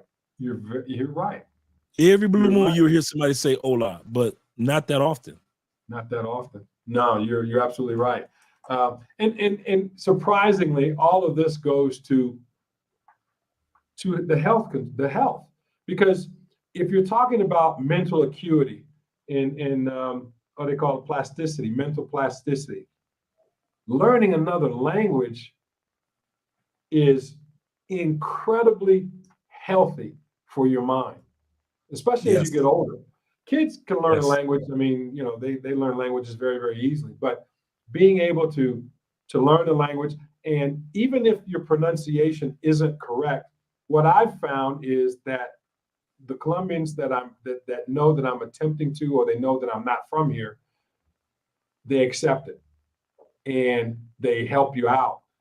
Many times they think I'm from Brazil because of my accent, right? Because they think it's a Portuguese accent. I'm like, no, I'm from Ohio, baby.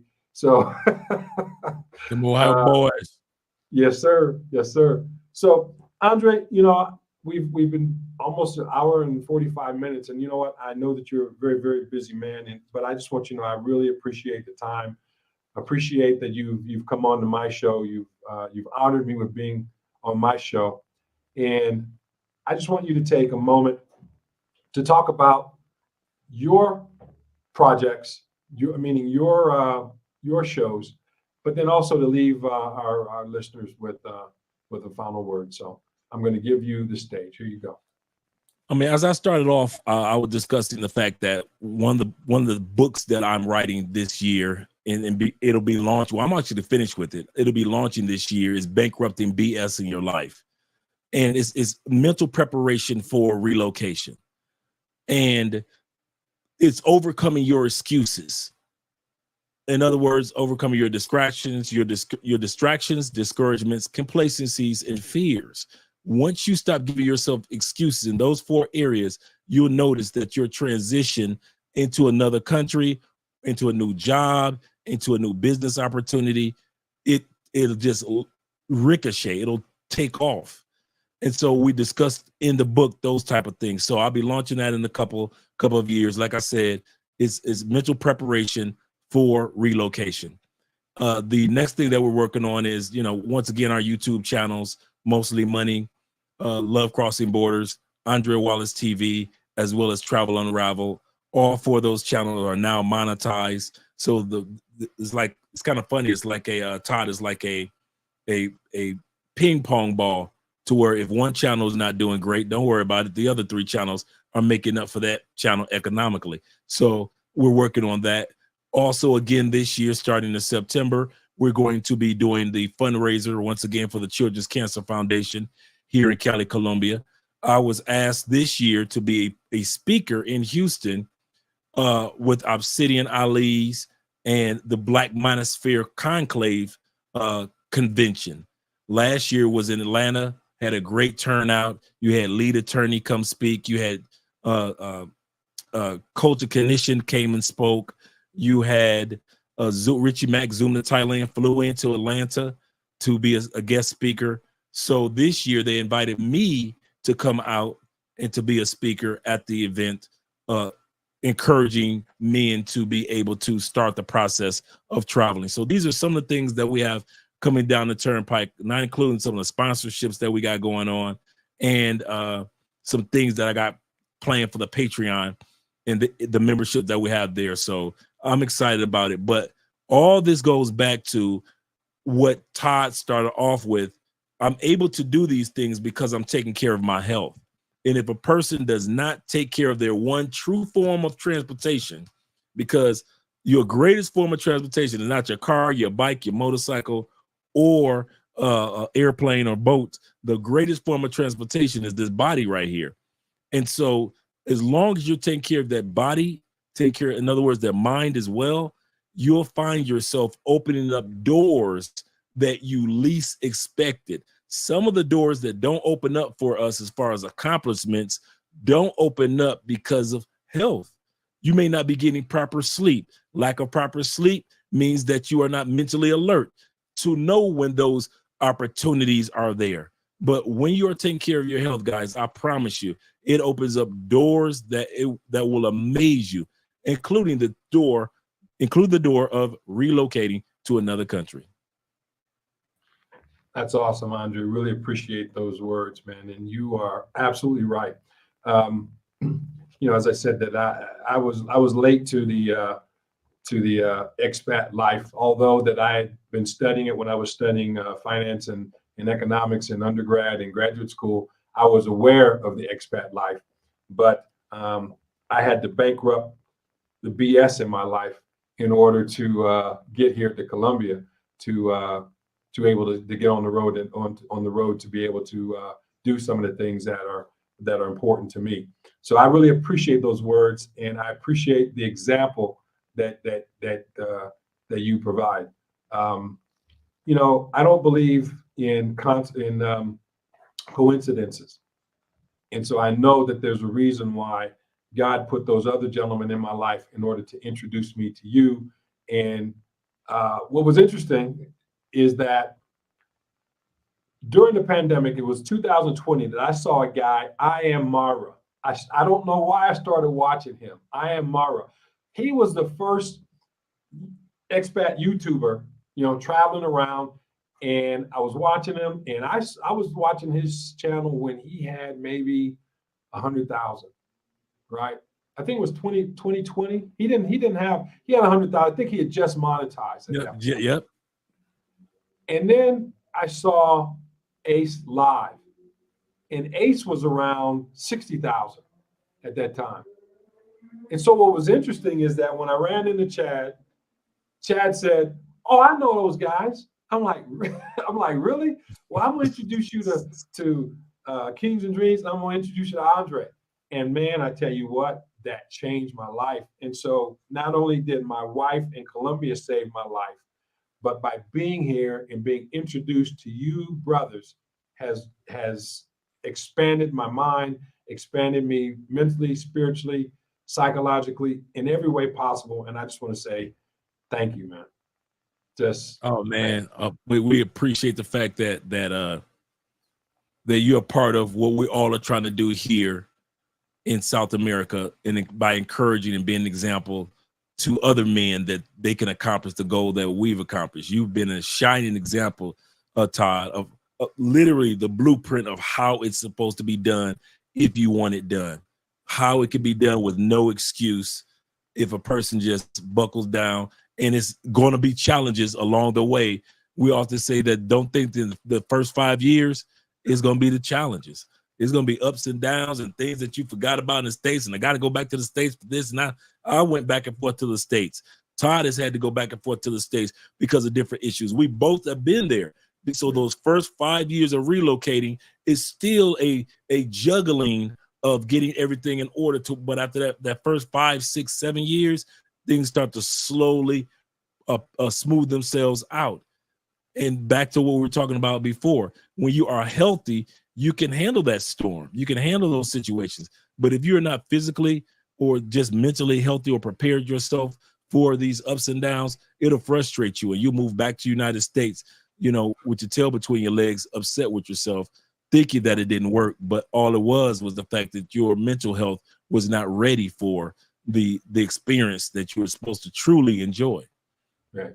Absolutely. So I'm glad that you are a shining example of how it's done, man. You give us somebody to brag about, brother. Well, I tell you, you really do. I thank you for that coaching too, man, because iron sharpens iron, and oh yeah, there's a reason why the Almighty sent people out in tubes, because when you find yourself, man, when you that's find a yourself, good way of putting it.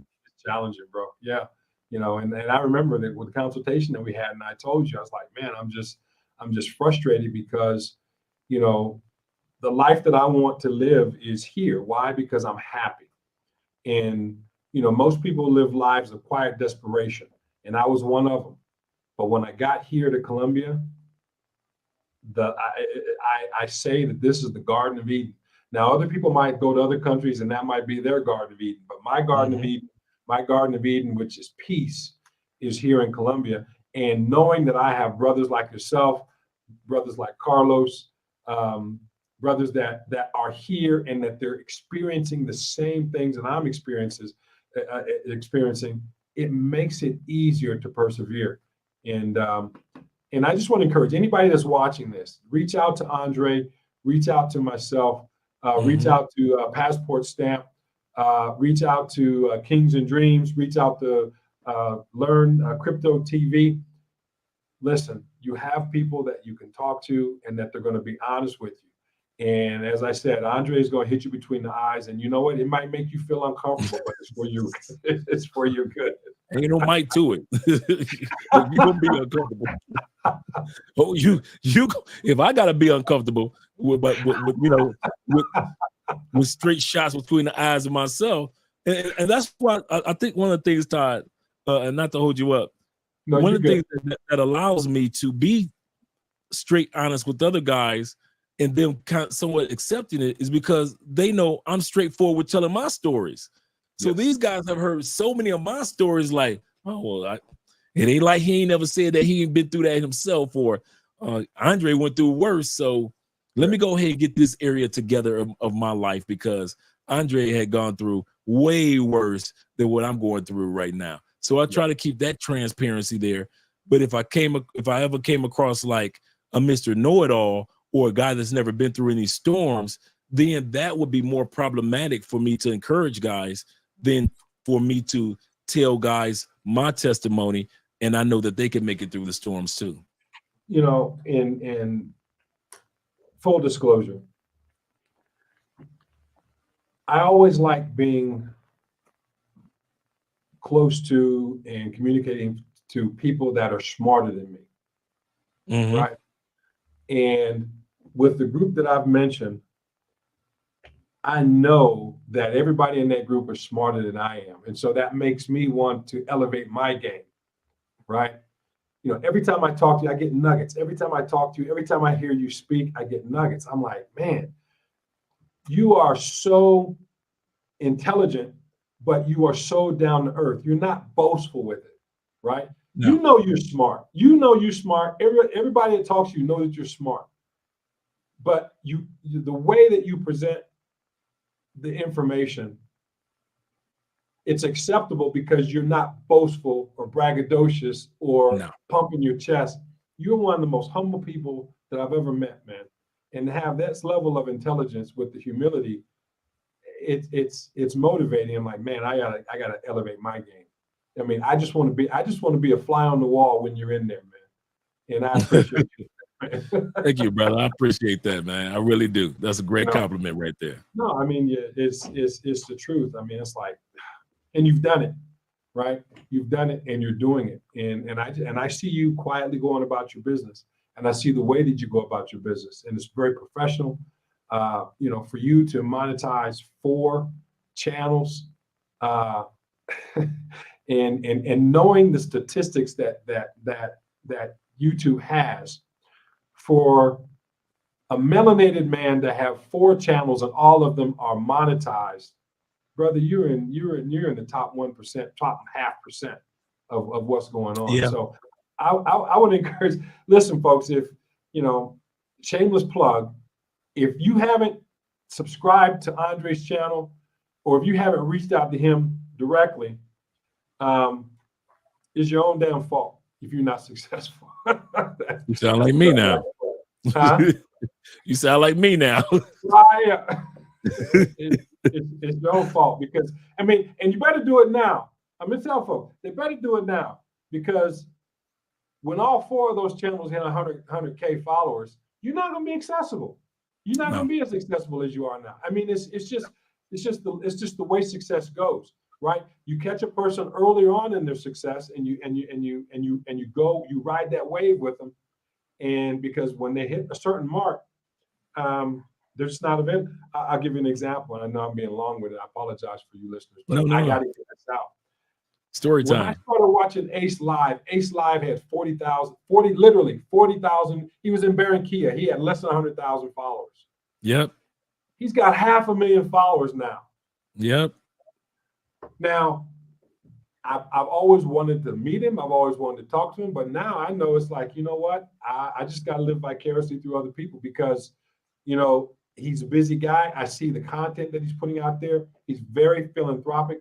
It's because I saw him actually do something one time in Barranquilla. I was like, man, this guy is quality dude. He went to, and he does things undercover. He's not braggadocious with everything with the things that he does.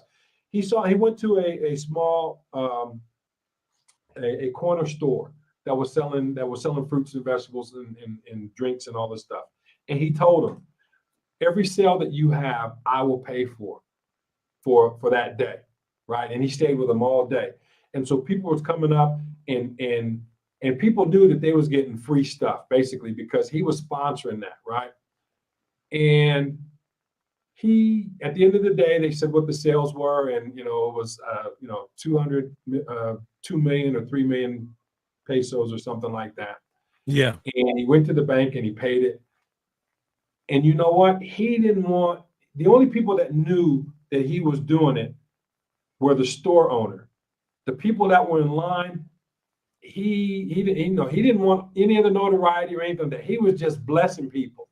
And I was like, man, that was so inspiring and motivating. And I'm like, if he can do it, there's no reason why I can't do it or anybody else can do it. We might not be able to do it at that particular level that he did because he's been doing it for a minute. But if we're able to just help the guards at where we live, or to help the guy that's on the street that's selling trash bags to be able to support his family, and just say, hey, I'm just helping you. But you know what? If you tell anybody else, I'm not helping you ever again. It stays here. This is a secret. You bless people in secret, and the Lord will reward you openly. So that's right. That is, you guys are so impressive, man. And it's iron sharpens iron. And I just want to be part of the Musketeer group, man. And that's why I got to elevate my And Alexander Dubois, by the way, was a black man who wrote the Three Musketeers, just for those who might not know. Yes, he was. So, Andre, I appreciate it. And folks, you're watching Infinite Growth TV. And the last word I promise I want to leave with you is this. We are what we continually do. Excellence, then, is not an act, but it's a habit. Until next time, you're watching Infinite Growth TV. Be blessed.